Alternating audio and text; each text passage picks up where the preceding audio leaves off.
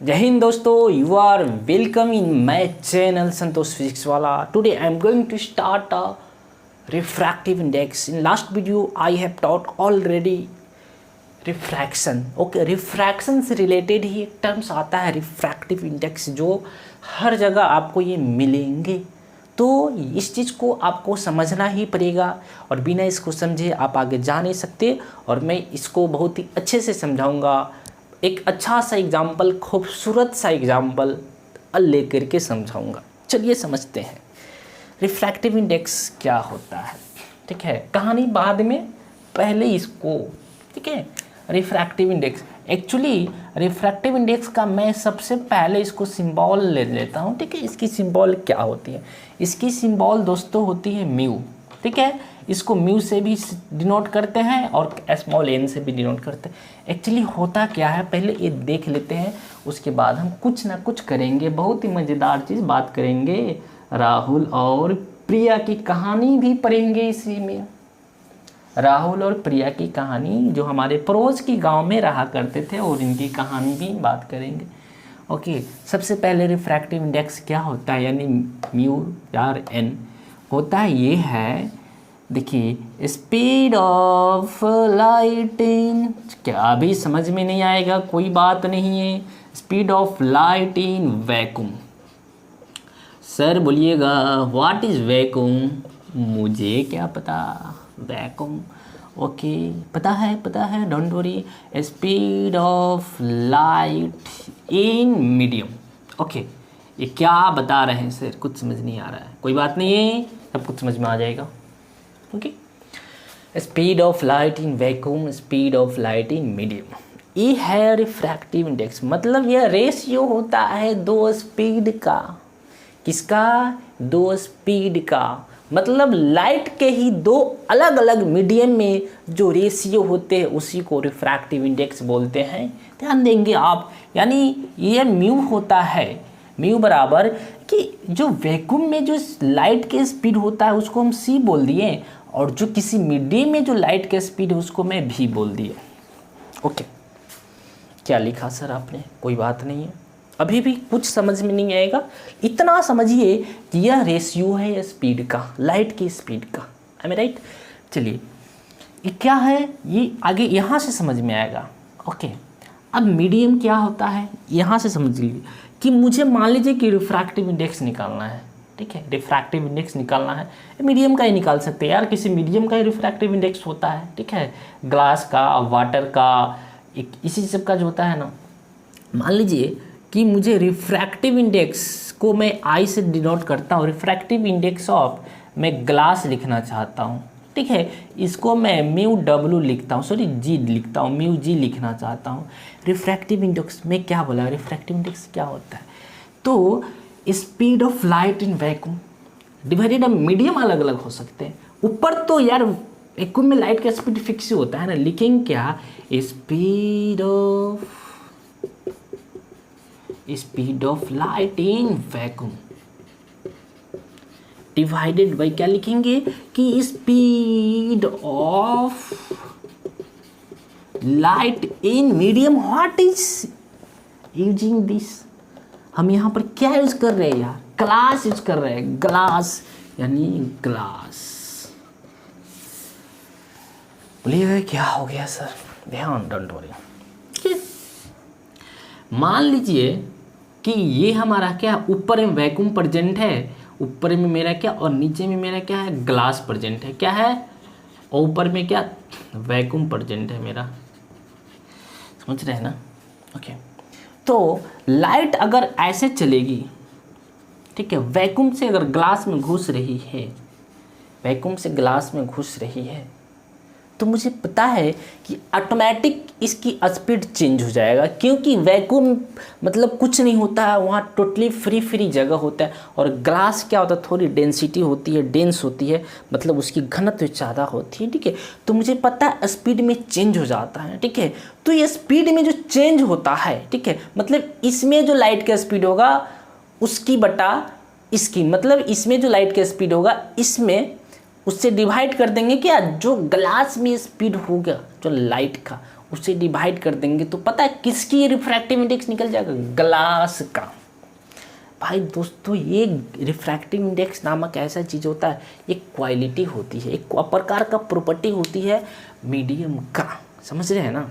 एक प्रकार की क्या होती है, प्रॉपर्टी होती है मीडियम का।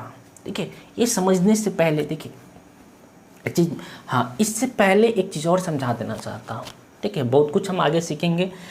एक होता है इसी चीज़ को, इसी को जो हम लोग बोलते हैं, ये वाला जो आपका टोटल डिफिनीशन है ये वाला, इसी को हम लोग बोलते हैं अब्सोल्यूट रिफ्रैक्टिव इंडेक्स। ठीक है, जो सिंपल रिफ्रैक्टिव मतलब किसी भी मीडियम का जो रिफ्रैक्टिव इंडेक्स होता है, किसी एक मीडियम का, किसके कंपेयर में कर रहे हैं भाई, वैक्यूम के कंपेयर में। ठीक है, तो उसी को बोलते हैं अब्सोल्यूट रिफ्रैक्टिव। अगर किसी भी मीडियम का रिफ्रैक्टिव इंडेक्स अगर मतलब वैक्यूम के कंपेयर में निकालते हैं तो उसको बोलते हैं अब्सोल्यूट रिफ्रैक्टिव इंडेक्स। समझ रहे हैं ना। तो देखिए इसी को, अब एक चीज़ आता है मेरा रिलेटिव रिफ्रैक्टिव इंडेक्स। इस चीज़ को समझिए, इस चीज़ को समझिए ये क्या होता है। ओके, मान लेते हैं प्रिया के पास 10 रुपये हैं और राहुल के पास मेरा 20 रुपये। ओके, प्रिया के पास 10 रुपये हैं, राहुल के पास 20 रुपये। ठीक है, तो यहाँ से मैं पूछूं कि जो राहुल के पास जो पैसा होगा है ना, ओके, यहाँ बात करूँ कि मनी ऑफ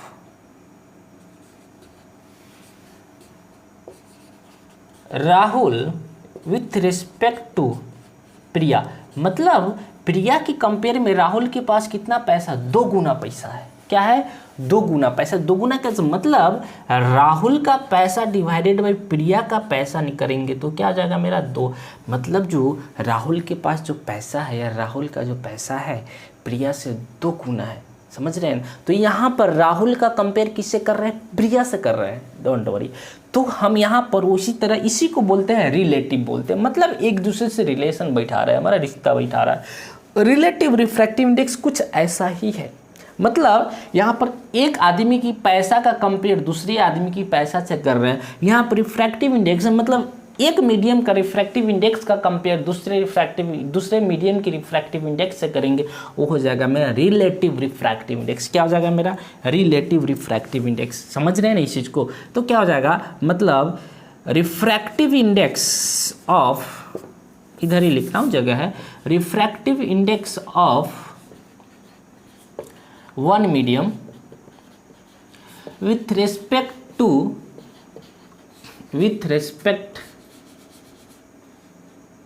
टू या टी ही लगते हैं other medium is called a relative refractive index. ठीक है, कैसे लिखते हैं इस चीज को समझिए। सपोज दैट मैं निकालना चाहता हूं ग्लास का रिफ्रैक्टिव इंडेक्स। ठीक है, निकालना चाहता हूं ग्लास का रिफ्रैक्टिव इंडेक्स वाटर के कंपेयर में। ठीक है, मतलब refractive index of glass with respect to water. तो कैसे लिखेंगे देखिए, मतलब यहाँ पर एक का रिफ्रैक्टिव इंडेक्स दूसरे के, मतलब ग्लास का रिफ्रैक्टिव इंडेक्स क्या वाटर के कंपेयर में निकाल रहा हूँ, मतलब एक मीडियम का रिफ्रैक्टिव इंडेक्स दूसरे मीडियम के कंपेयर में मैं कर रहा हूँ ना। तो यहाँ पर क्या हो जाएगा, लिखने का इसको तरीका है refractive index of glass with respect to water, ऐसे लिखते हैं। इसका मतलब हो गया म्यू जी डब्ल्यू ऊपर लिखेंगे। ठीक है, तो इसको लिखते हैं। तो इसको कैसे लिखते हैं, मतलब देखिए जिसकी निकालनी रहती है उसको ऊपर, तो refractive index of glass divided by क्या हो जाएगा रिफ्रैक्टिव, जिससे मतलब जिसके कंपेयर में करना पड़ता है उसको नीचे करते, रिफ्रैक्टिव इंडेक्स ऑफ वाटर। समझ रहे हैं ना। तो इसको मैं मिटाना चाहता हूँ, प्रिया और राहुल का गेम खत्म करना चाहता हूँ। बहुत हो गया, तुम लोगों ने खेल लिया। ठीक है, मान लीजिए मेरा, ठीक है, ऊपर में वाटर प्रेजेंट है, नीचे में मेरा क्या है ग्लास प्रेजेंट है। क्या, ऊपर में वाटर प्रेजेंट है, नीचे में मेरा क्या है ग्लास प्रेजेंट है, याद रखिएगा। ठीक है, तो मान लेते हैं कि नीचे वाला का रिफ्रैक्टिव इंडेक्स μ1 है, ऊपर वाला का μ2 है।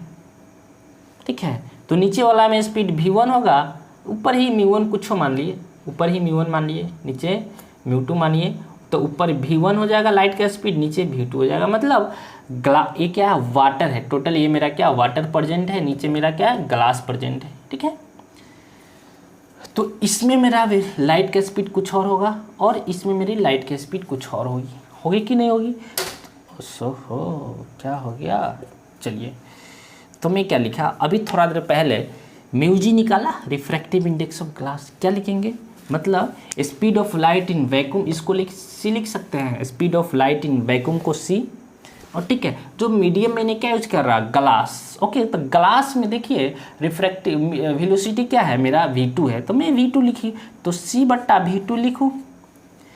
अब म्यू डब्ल्यू की बात कर रहा हूँ, क्या म्यू डब्ल्यू की मतलब क्या, तो सेम इसी तरह velocity of light in vacuum C divided by velocity of light in water क्या V1 है, तो ये C से C कैंसिल हो जाएगा, ऊपर क्या हो जाएगा V1 क्या हो जाएगा V2 आया, ध्यान दीजिएगा V1/V2, ठीक है। क्या मेरा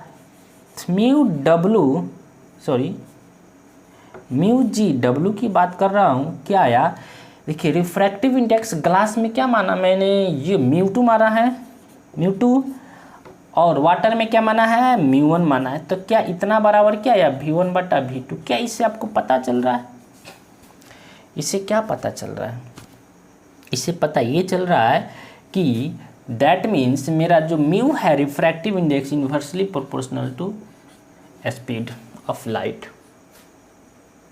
मतलब किसी भी मीडियम का रिफ्रैक्टिव इंडेक्स जितना ज़्यादा होगा उसमें वेलोसिटी उतना ही कम होगा, किसी भी रिफ्रैक्टिव मीडियम का रिफ्रैक्टिव इंडेक्स जितना कम होगा उसमें वेलोसिटी उतना ही यानी स्पीड उतना ही अधिक होगा।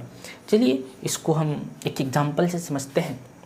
मैं बोला था खूबसूरत सा राहुल और प्रिया की कहानी, ठीक है, इसको थोड़ा सा नई जगह है, मैं इधर ही कर लूँगा कहानी, ठीक है।